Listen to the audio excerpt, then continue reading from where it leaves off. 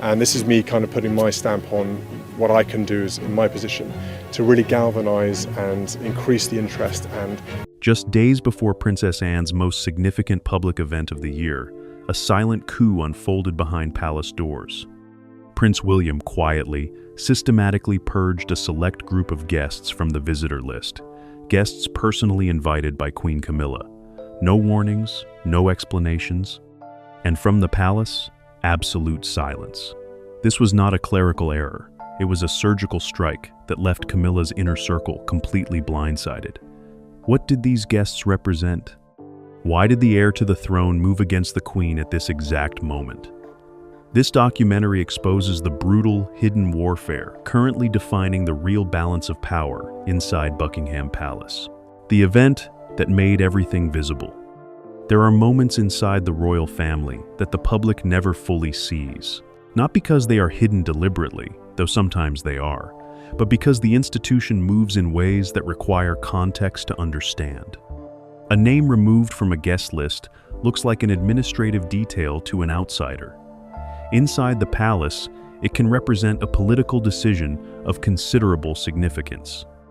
What happened in the weeks leading up to Princess Anne's major institutional event in the spring of 2026 was exactly that kind of moment. Small on the surface, enormous underneath. Princess Anne's event was the annual gathering connected to her long-standing patronage of the Royal College of Defence Studies, one of the most prestigious military education institutions in Britain. Anne has been associated with this institution for decades. Her commitment to the armed forces is not ceremonial in the way that royal patronages sometimes are. It is personal, sustained, and rooted in a genuine understanding of military culture that she has built over 50 years of consistent engagement. The annual gathering connected to her patronage is not a glamorous occasion. There are no red carpets, no fashion coverage, no celebrity guests sought for their social media reach. It is a serious institutional event, attended by senior military figures, defense policy advisors, and a carefully selected group of civilian guests whose presence is considered appropriate to the occasion's character. The guest list for this event is prepared months in advance. It goes through multiple layers of review. The college's own administrative team proposes names. Anne's private office reviews and approves them.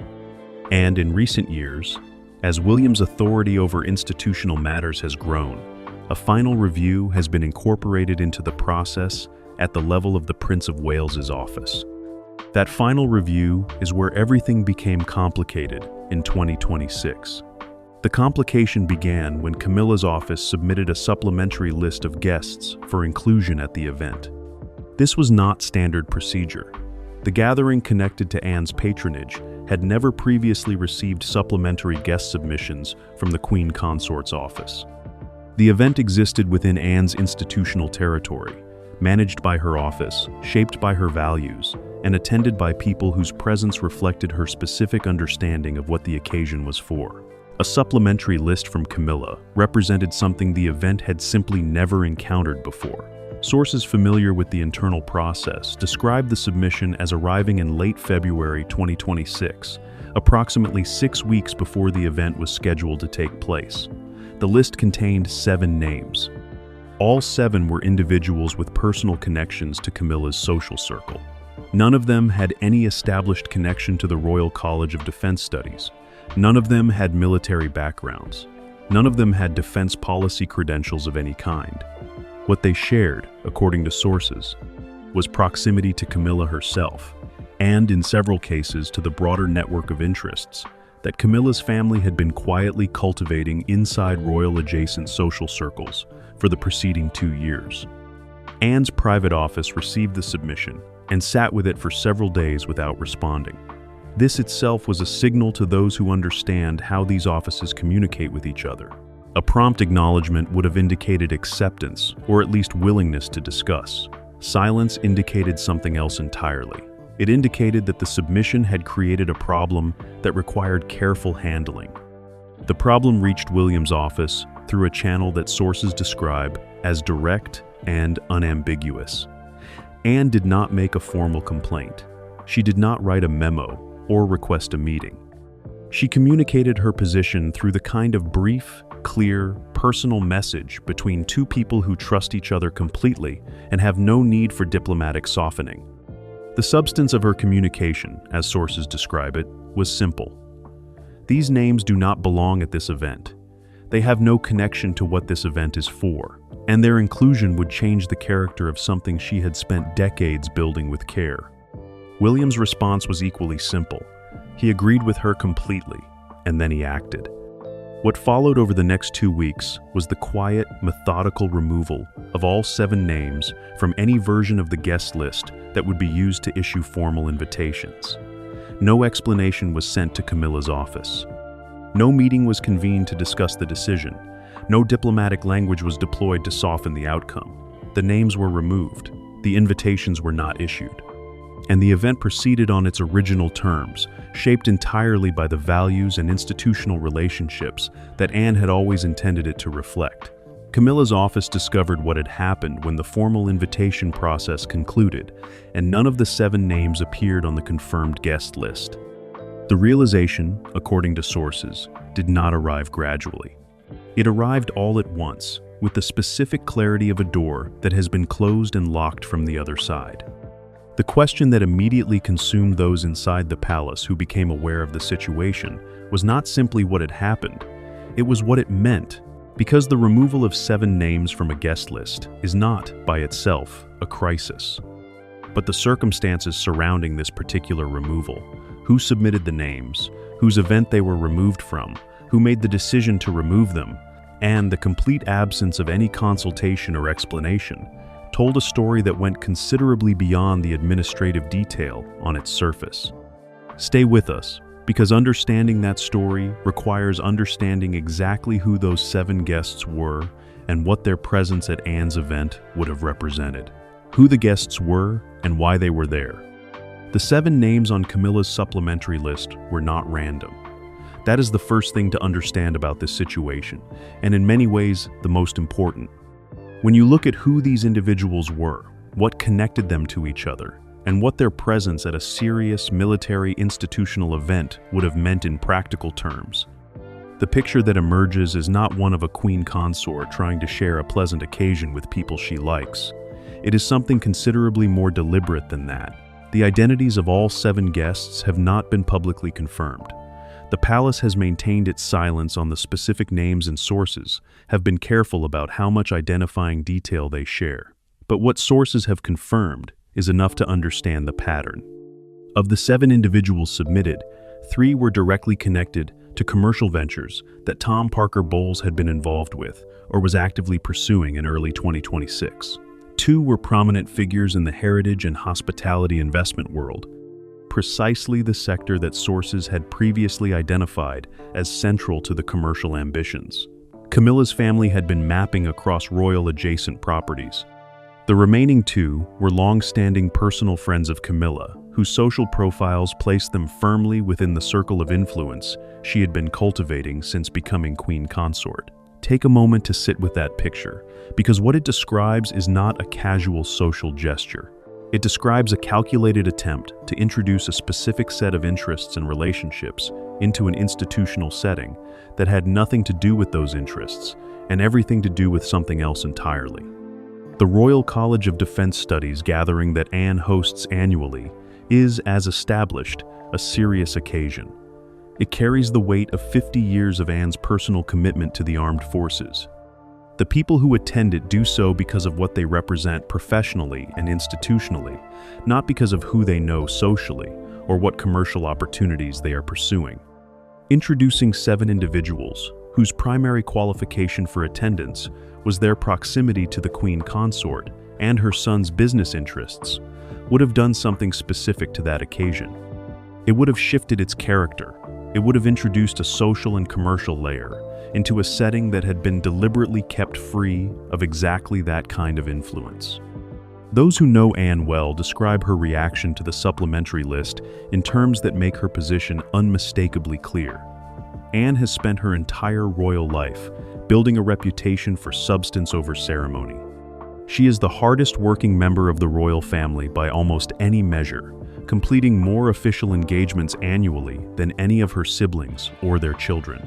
She does not attend events for the photographs. She does not lend her name to causes she has not personally examined. And she does not, under any circumstances, allow the occasions she has built with decades of personal investment to be used as vehicles for someone else's social or commercial agenda. The supplementary list from Camilla's office was, in Anne's view, exactly that kind of attempt. And her response to it, communicated directly to William without elaboration or diplomatic packaging, reflected a lifetime of watching the difference between people who serve the institution and people who use it. But there is a deeper layer to this story that the identities of the guests only partially reveal, because the submission of that list did not happen in isolation. It happened in the context of a relationship between Camilla and Anne that has always been more complicated than the palace's public presentation of royal family harmony suggests. Anne and Camilla have coexisted within the institution for over 2 decades, with a civility that is real but carefully bounded. They share the same formal occasions. They appear together at the required events. They maintain the surface of a functional working relationship. But sources who have observed both women over many years describe an underlying tension that has never fully resolved itself. It is rooted not in personal dislike, though the 2 women are very different in character and values, but in a fundamental disagreement about what royal life is for. Anne's entire approach to her role is built on the conviction that royal privilege is justified only by royal service, that the institution earns its place in public life through the genuine and sustained commitment of its members to causes and responsibilities that most people would find demanding and unglamorous. She has lived that conviction without interruption since she was a young woman. It is not a performance. It is the organizing principle of her existence. Camilla came to royal life differently. She arrived after decades outside the institution, shaped by a social world that operated according to different values, where connection and influence moved through personal networks and informal relationships rather than through institutional structures and formal accountability. She has adapted to royal life with more success than many expected, but the habits of the world she came from have never entirely disappeared. And the supplementary guest list was, in the eyes of those who understood what it represented, an expression of exactly those habits. Sending 7 names connected to personal social circles and family commercial interests to be inserted into a serious institutional occasion is how influence operates in the world Camilla came from. It is how doors open, how relationships are built, how the social and commercial overlap that generates opportunity is maintained and expanded. Inside the specific culture of the royal family that Anne represents, it is something close to the opposite of how things should work. That collision of values is what the 7 names on that list actually represented. They were not just guests. They were a test of whether the boundaries that Anne had spent 50 years establishing around her institutional territory could be moved by the proximity of a queen consort, with a supplementary list and the confidence to submit it. William's decision to remove those names was therefore not just a practical administrative correction. It was an answer to that test, a clear, unambiguous, and permanent answer that required no explanation because its meaning was already fully understood by everyone involved. There is one more detail about the guests that deserves specific attention before we move forward. Among the 7 names submitted, sources confirm that at least one individual had a direct documented connection to the commercial property schemes that had previously been identified in relation to Birchcroft Manor and other royal adjacent estates. The presence of that specific individual on a list submitted for a military institutional occasion was not something William was prepared to treat as coincidence.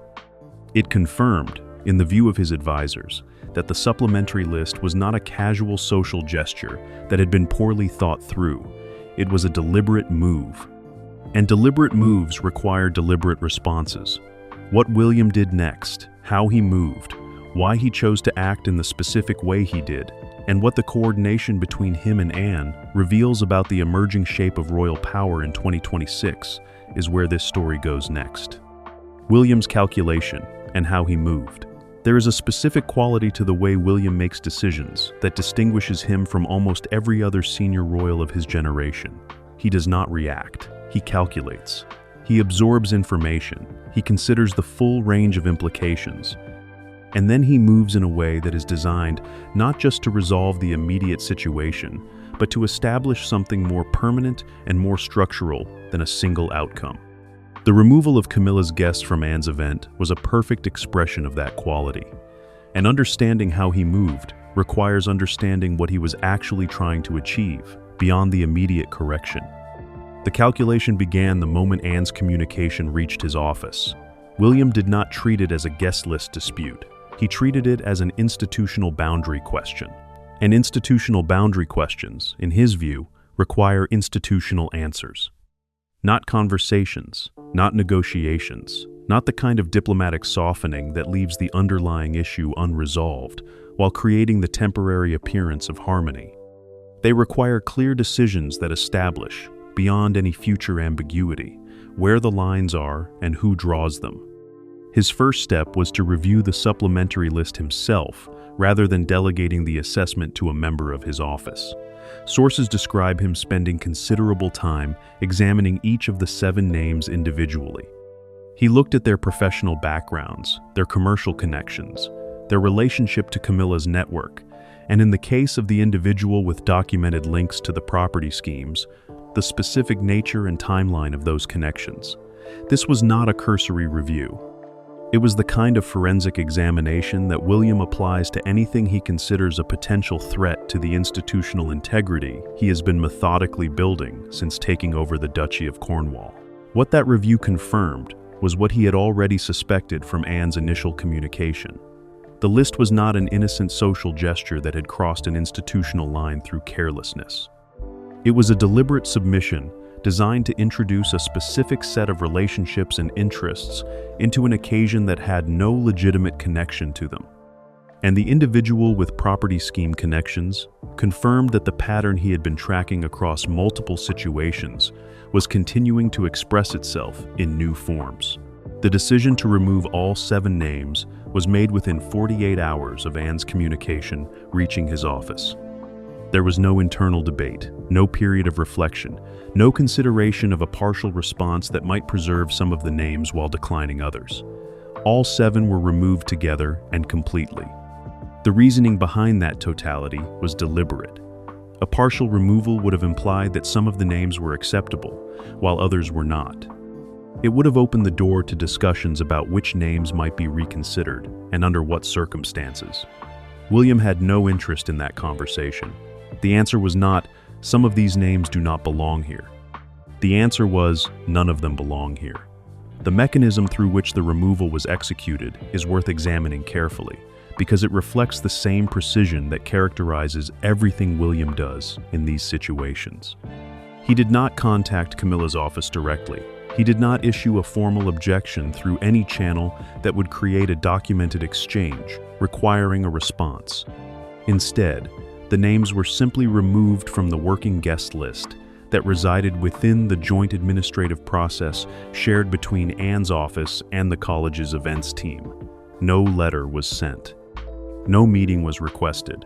The list was updated, and the invitation process proceeded on the basis of the updated list. This approach was not accidental. It was chosen specifically because it left nothing to negotiate. A formal objection invites a formal response. A direct communication implies the possibility of a counter-argument. The administrative removal of the names from the working document created a situation where the decision was already complete before anyone outside a very small circle was aware it had been made. By the time Camilla's office understood what had happened, the invitations had already been prepared on the basis of the corrected list. There was nothing left to contest. The coordination between William and Anne in the execution of this decision is one of the most significant aspects of the entire episode, because it reveals something about their relationship that is not widely understood, but is enormously consequential for the future of the institution. William and Anne are not simply nephew and aunt navigating the formal structures of royal life. They are, in the view of sources who observe both of them closely, genuine strategic allies who share a fundamental set of convictions about what the monarchy is for and how it should be protected. That alliance did not develop suddenly. It has been building over many years, rooted in a mutual recognition that they approach royal duty from the same essential position. Both of them believe that the institution justifies itself through service, rather than through privilege. Both of them have zero tolerance for the use of royal access as a vehicle for personal or commercial advantage. Both of them have watched the damage that the opposite approach has caused, and both of them have reached the same conclusion about what needs to happen as a result.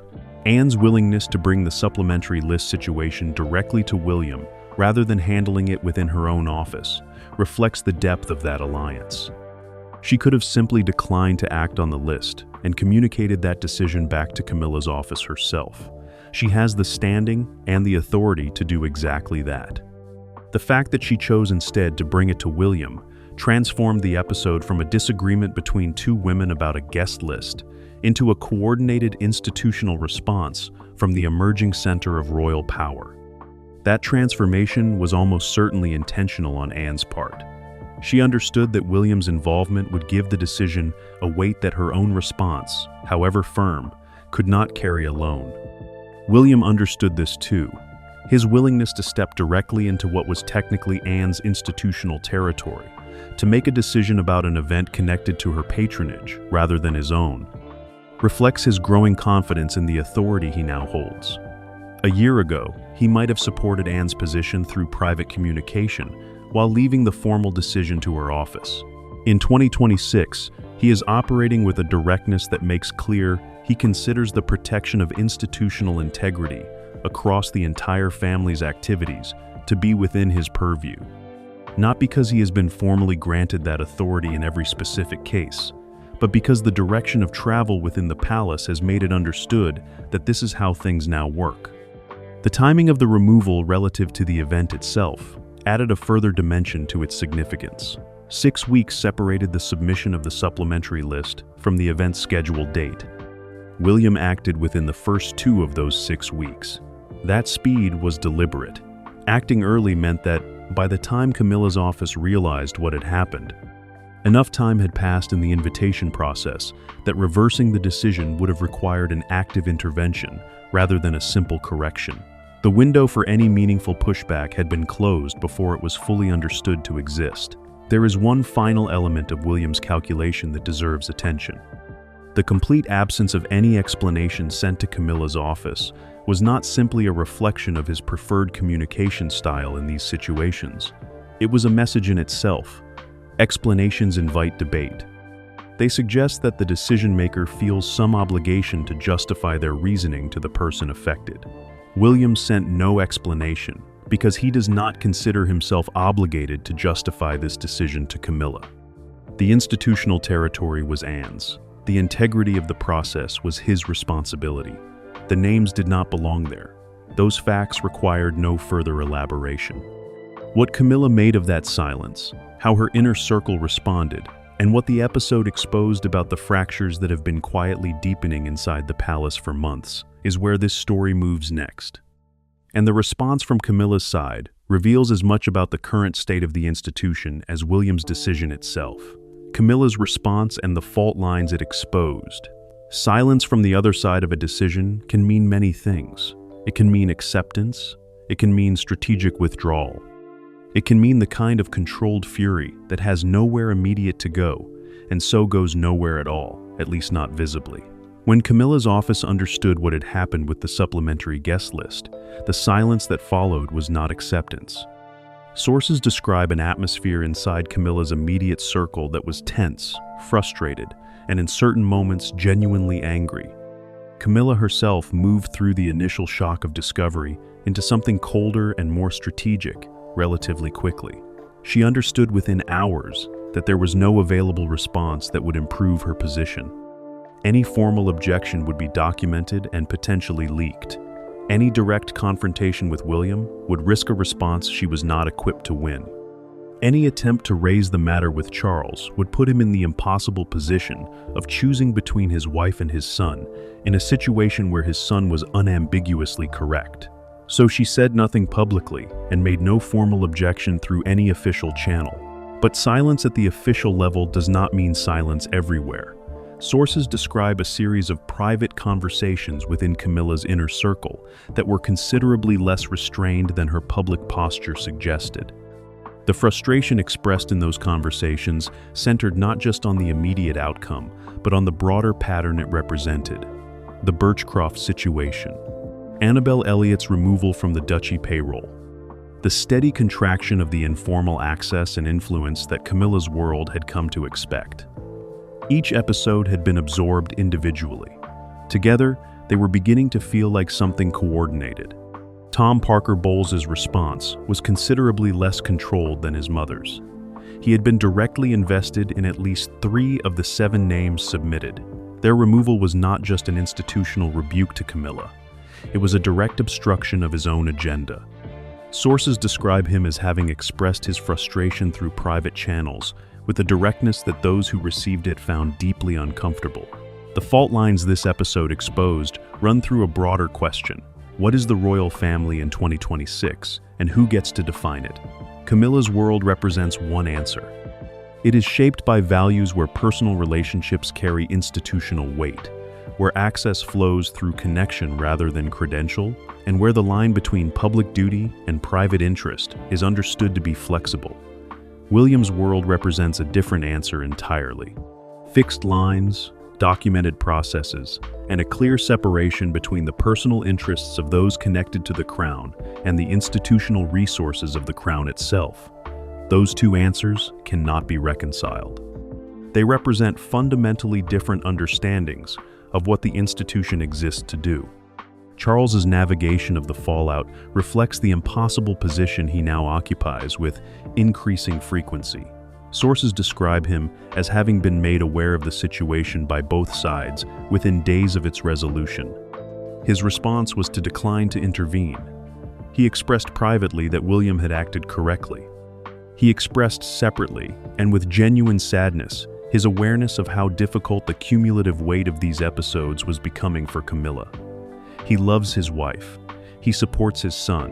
When those two commitments conflict, he chooses his son.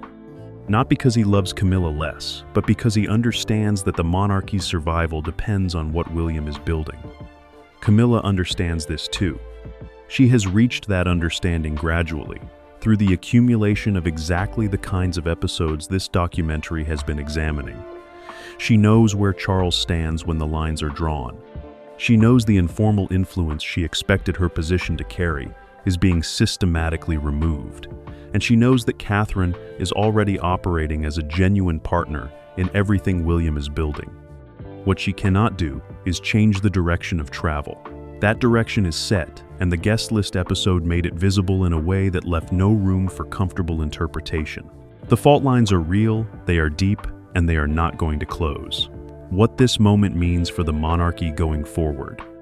Step back from the specific details of the guest list episode and look at the full picture that has assembled itself across the preceding months, and something genuinely significant comes into focus. This is not a story about a disagreement over names on a piece of paper. It is not a story about a stepmother and a stepson navigating the ordinary tensions of a blended family that happens to live in palaces.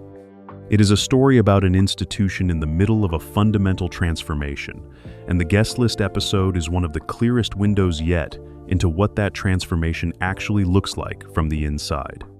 The alliance between William and Anne is the detail that deserves the most careful attention as we look at what comes next. Because it is easy to frame William's emerging authority as the story of a future king consolidating power in preparation for his reign. That framing is not wrong, but it is incomplete. What the guest list episode revealed is that William is not consolidating power alone. He is building something more durable than individual authority. He is building a coalition of values inside the institution, and Anne is its most significant and most credible member. Anne brings something to that coalition that William cannot provide for himself. She brings 50 years of unimpeachable institutional credibility. She brings a track record of service that no serious observer of the royal family has ever questioned. She brings the moral authority of someone who has never sought personal advantage from her position, never used her royal access for commercial benefit, and never allowed the boundaries between her public role and her private interests to become blurred. When Anne stands beside William's decisions, as she did in this episode, by bringing the supplementary list situation directly to him rather than managing it within her own office, She lends those decisions a legitimacy that transcends the question of whether William is acting from principle or from personal motivation. That legitimacy matters enormously in the current environment, because one of the most persistent criticisms of William's increasingly assertive management of institutional boundaries is that it cannot be cleanly separated from his personal history with Camilla. He is, after all, Diana's son. He grew up watching his mother suffer. He has never fully resolved the complicated feelings that history created. Critics of his approach argue, with some justification, that it is impossible to know where principled institutional reform ends and personal grievance begins when the same decisions consistently disadvantage the same person. Anne's involvement in the guest list episode does not eliminate that question entirely, but it substantially complicates the argument that William's decisions are primarily personal rather than principled. Anne has no unresolved history with Camilla that mirrors William's. She has no childhood wounds that could be projecting themselves onto institutional decisions. She is simply a woman who has spent 50 years defining what royal service looks like, and who recognized immediately that the supplementary guest list represented the opposite of that definition. Her alignment with William on this question is therefore a genuine, independent confirmation of the principle involved, rather than simply a reflection of shared personal feeling. The broader coalition that is forming around William's vision for the institution extends beyond Anne. Catherine's role as an active strategic partner has been documented across multiple situations. The senior household staff who have watched William operate across the Duchy of Cornwall and the broader institutional landscape consistently describe someone whose approach generates respect, precisely because it is consistent, documented, rather than arbitrary and personal. The people who work most closely with him understand that his decisions follow from principles rather than moods. That understanding creates loyalty of a specific and durable kind. What does this mean for the monarchy that Britain will be living with over the coming decades? The outline of William's institution is becoming visible with increasing clarity. It will be smaller in terms of the number of working royals carrying the crown's formal representation into public life. It will be more transparent in terms of how decisions are made and documented. It will be considerably less tolerant of the informal networks and personal interest arrangements that have historically operated in the spaces between official structures. And it will be, if William's management of the Duchy of Cornwall is a reliable guide, genuinely accountable in ways that previous versions of the institution have largely avoided. For the British public, that vision has considerable appeal. The appetite for a monarchy that earns its place through demonstrated service rather than assumed privilege has been growing for years. Every scandal that has exposed the gap between the institution's public presentation and its private reality has increased that appetite. William understands this with a clarity that sources describe as one of his defining characteristics as a future king. He knows that the contract between the monarchy and the public is not guaranteed by tradition. It is renewed continuously through the visible alignment between what the institution says it stands for and how the people inside it actually behave. The guest list episode is a small but precise expression of that alignment.